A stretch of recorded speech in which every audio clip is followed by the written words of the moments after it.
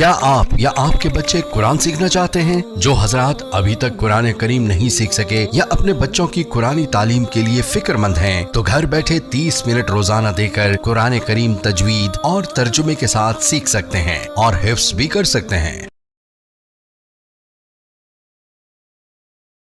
حضرت علی رضی اللہ عنہ نے ارشاد فرمایا کہ نبی سامنے ارشاد فرمایا اطیب الریح ریح فی الارض الہند، کہ سب سے اچھی خوشبو سرزمین ہند کی ہے۔ یہ حاکم کی روایت ہے۔ علامہ اقبال نے اسی کو کہا تھا، میر عرب کو آئی ٹھنڈی ہوا جہاں سے، میرا وطن وہی ہے، میرا وطن وہی ہے۔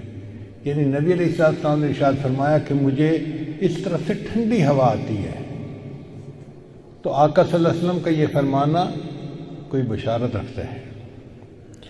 چنانچہ اگر سعودی عرب کے مشرق میں دیکھیں نا تو 4 ملک بنتے ہیں۔ ایک تو ہندوستان بنتا ہے، مگر اس میں تو چونکہ ہندوؤں کی اکثریت ہے، سکھوں کی اکثریت ہے، مسلمان اگرچہ 20 کروڑ ہیں مگر وہ ان میں تحلیل ہو جاتے ہیں، پتہ ہی نہیں چلتا کہ مسلمان ہیں یا نہیں۔ ہر معاملہ وہاں ہندوؤں کے ہاتھ میں ہے۔ تو ہندوستان تو آپ ایک طرف کر دیں۔ پھر اس کے بعد دوسرا ملک ہے ایران۔ ایران میں شیعوں نے ایسا قبضہ کیا ہوا ہے کہ وہ شیعت کے اندر لپٹے ہوئے ہیں، لہذا وہ بھی آؤٹ آف کویسچن ہو گیا۔ اب باقی 2 ملک رہ جاتے ہیں، ایک پاکستان اور ایک افغانستان۔ ان دونوں میں اہل سنت والجماعت لوگ موجود ہیں اور دین کی محبت والے اور دین پر عمل کرنے والے لوگ موجود ہیں۔ تو اس کا مطلب یہ ہوا کہ نبی علیہ السلام کو جو ٹھنڈی ہوا آپ نے فرمایا کہ مجھے ٹھنڈی ہوا آ رہی ہے، وہ پاکستان اور افغانستان اس علاقے سے آ رہی تھی۔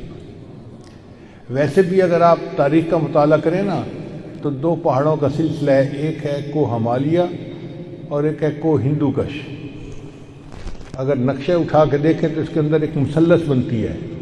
اس مثلث کو اس زمانے میں وادی سندھ کہا جاتا تھا۔ اگر ایگزیکٹ جگہ دیکھنی ہو تو جیسے ہمارے ہاں مالاکنڈ کے پہاڑ ہیں نا، وہ بالکل اسی کے اندر آتے ہیں۔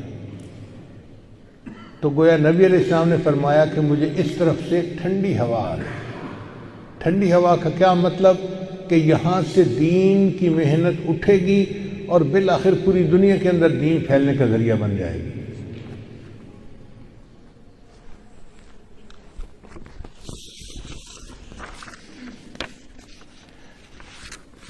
چنانچہ امام ربانی حضرت مجدد ثانی رحمۃ اللہ علیہ اسی علاقے میں تھے۔ دارالعلوم دیوبند جیسی دینی درسگاہیں اسی علاقے میں، حضرت شیخ الہند رحمۃ اللہ جیسی شخصیت اسی علاقے میں، اسی علاقے میں تحریک خلافت اٹھی اور اسی علاقے میں تحریک ریشمی رومال بھی اٹھی۔ چنانچہ ابن ماجہ کی روایت ہے، نبی صاحب نے ارشاد فرمایا یخرج ناس من المشرق فیوطئون للمہدی، کہ مشرق سے لوگ نکلیں گے جو امام مہدی کی راہ کو ہموار کریں گے۔ اب سعودی عرب کے مشرق میں تو ہمارا ملک بنتا ہے۔ اس کا مطلب یہ کہ جس کو ہم وادی سندھ کہتے تھے نا پرانا، وہاں سے لوگ اٹھیں گے۔ یہ پاکستان اور افغانستان کے درمیان کا ایک علاقہ بنتا ہے۔ اللہ ایمان والوں کو یہاں سے اٹھائیں گے اور پھر وہ امام مہدی کے آنے کی راہ ہموار کریں گے۔ بیت المقدس 3 مرتبہ فتح ہوا۔ ایک مرتبہ عربوں نے فتح کیا حضرت عمر رضی اللہ عنہ کے زمانے میں بغیر لڑائی کے، کافروں نے چابیاں ہی حوالے کر دی تھی۔ دوسری فتح پھر کردستان کا ایک نوجوان تھا جس کا نام تھا صلاح الدین ایوبی، اس نے صلیبی جنگیں لڑی اور کافروں سے بیت المقدس کو فتح کروا لیا۔ اب تیسری مرتبہ وہ پھر فتح ہوگا اور ہمارا یہ گمان ہے کہ اللہ تعالیٰ یہ اعزاز پاکستان کے لوگوں کو عطا فرمائیں گے۔ چنانچہ ابن ماجہ کی روایت ہے، نبی صاحب نے ارشاد فرمایا یخرج ناس من المشرق فیوطئون للمہدی، کہ مشرق سے لوگ نکلیں گے جو امام مہدی کی راہ کو ہموار کریں گے۔ اب سعودی عرب کے مشرق میں تو ہمارا ملک بنتا ہے۔ اس کا مطلب یہ کہ جس کو ہم وادی سندھ کہتے تھے نا پرانا، وہاں سے لوگ اٹھیں گے۔ یہ پاکستان اور افغانستان کے درمیان کا ایک علاقہ بنتا ہے. اللہ ایمان والوں کو یہاں سے اٹھائیں گے اور پھر وہ امام مہدی کے آنے کی راہ ہموار کریں گے. بیت المقدس 3 مرتبہ فتح ہوا. ایک مرتبہ عربوں نے فتح کیا حضرت عمر لانو کے زمانے میں بغیر لڑائی کے، کافروں نے چابیاں ہی حوالے کر دی تھی. دوسری سطح صرف کردستان کا ایک نوجوان تھا جس کا نام تھا صلاح الدین ایوبی. اس نے صلیبی جنگیں لڑیں اور کافروں سے بیت المقدس کو فتح کروا لیا. اب تیسری مرتبہ وہ پھر فتح ہوگا اور ہمارا یہ گمان ہے کہ اللہ تعالیٰ یہ اعزاز پاکستان کے لوگوں کو ادا فرمائے. علامہ اقبال نے بہت خوبصورت شعر کہا ہے فارسی میں، خضر وقت از خلوت دشت حجاز آید برو. خضر وقت سے مراد امام مہدی. خضر وقت از خلوت دشت حجاز آید برو، کاروان زی وادی دور و دراز آید برو. یعنی زی عظیم یہ کارواں جو ہے نا یہ دور دراز سے آئے گا اور حجاز کے اندر آ کر یہ برآمد ہوگا. حدیث مبارکہ میں بھی ہے کہ امام مہدی آئیں گے مگر وہ چھپے ہوں گے، اپنے آپ کو چھپائیں گے. پہلے مدینہ طیبہ میں ہوں گے مگر وہ وہاں سے مکہ مکرمہ اس لیے آ جائیں گے کہ لوگ مجھے پہچاننا نہیں. چھپ رہے ہوں گے لوگوں سے کہ لوگ مجھے دیکھ نہ لیں، پہچان نہ لیں. لیکن جب مکہ مکرمہ میں وہ طواف کر رہے ہوں گے تو وہ حجر اسود کے قریب آئیں گے تو ایک غیب سے آواز آئے گی کہ لوگوں یہ مہدی ہیں تو ان کی بیعت کر لو. تو لوگ ان کے ساتھ بیعت کر لیں گے اور پھر ان کے ساتھ ایک لشکر شروع ہو جائے گا. یہ لشکر ایسا ہوگا کہ جس نے بالآخر بیت المقدس کو فتح کر لیا.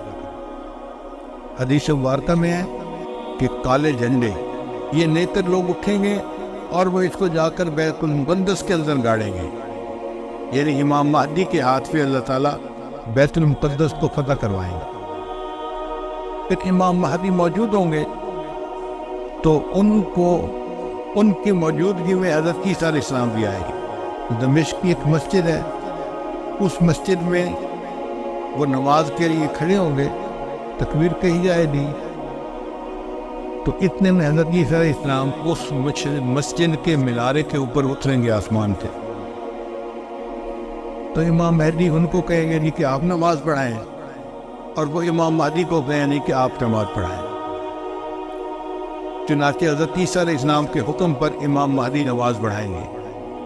یہ اعزاز ملے گا ان کو کہ حضرت عیسیٰ علیہ السلام ان کے پیچھے نماز ادا کریں.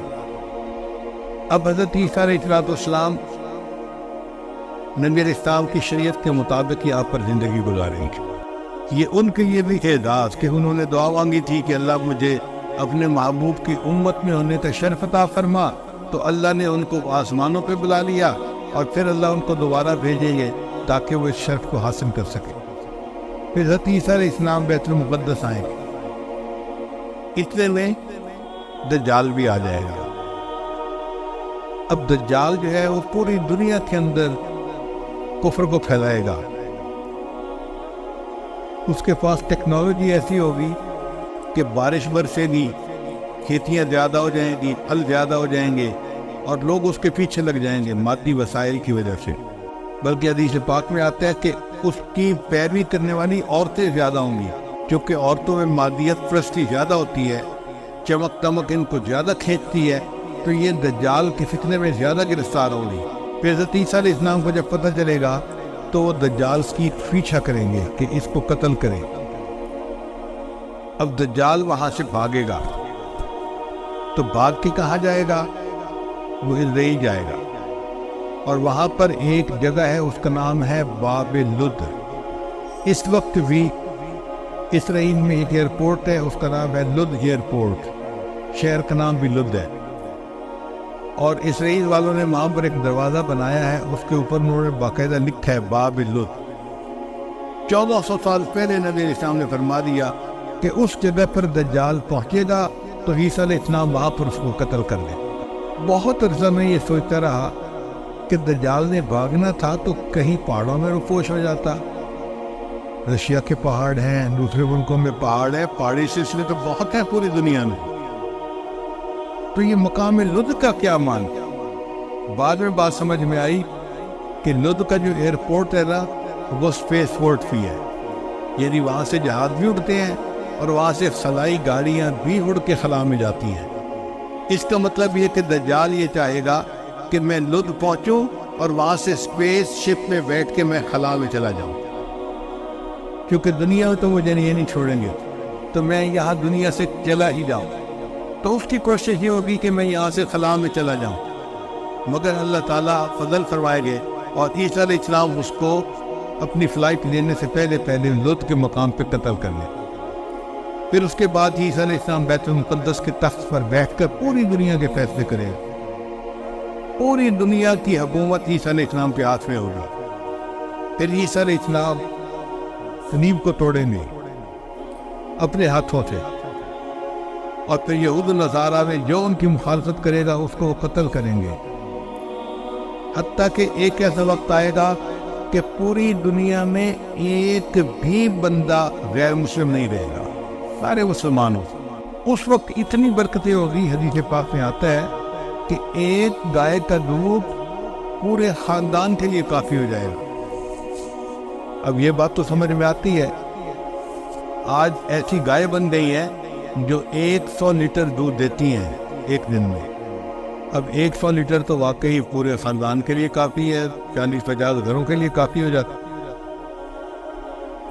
یہ باتیں نبی صاحب نے اس وقت فرمائی جبکہ لوگوں کو اس کا تصور بھی نہیں ہو سکتا تھا۔ میرے آقا صلی اللہ علیہ وسلم کی نگاہ کیسی تھی؟